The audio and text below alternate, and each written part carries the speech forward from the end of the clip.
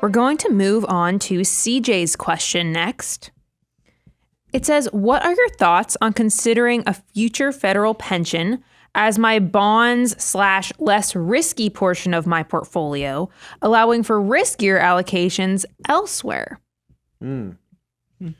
So a lot of times, Brian, we get the question, hey, I've got a pension. How should I think about that in terms of my savings rate, right? Like I either work for the federal government or I work for a company that says, hey, I'm going to provide a specific benefit to you when you retire. Well, should that affect my savings? Should I save less than 25%? How should I factor that in? That's not really what CJ is asking here. CJ is asking more of a composition question. When it comes to my asset allocation and where I am on the risk spectrum, does having access to a pension, does having access to a guaranteed retirement stream at some retirement income stream at some point in the future allow me to be more aggressive with my portfolio today? Well, the short answer is yes, it definitely influences, but I think that CJ, you're asking the wrong question. Are you looking at this? I want to see if I can adjust the angle of your question so that you kind of have a better understanding of really what you're asking us.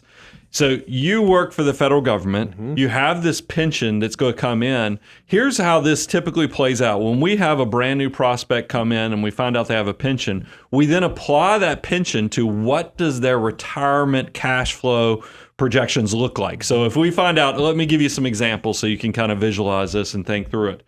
If you're a person that is going to spend $4,000 a month in retirement, and then you know that the federal government, your hard work at the federal government has resulted in a pension that's going to generate $4,000 a month to you in retirement, you can kind of compare those things and go, wow. I'm set. So my living expenses are going to be covered by this pension coming in. That's pretty powerful. So if now with that understanding that I have my basics covered, when I look at my actual investment allocation outside of my retirement cash flow, man, because I've got the basics covered, I could probably have a more aggressive portfolio because I can now start thinking about beyond myself. I can think legacy, goal planning, and other things, and that would probably lead to you having a more aggressive portfolio.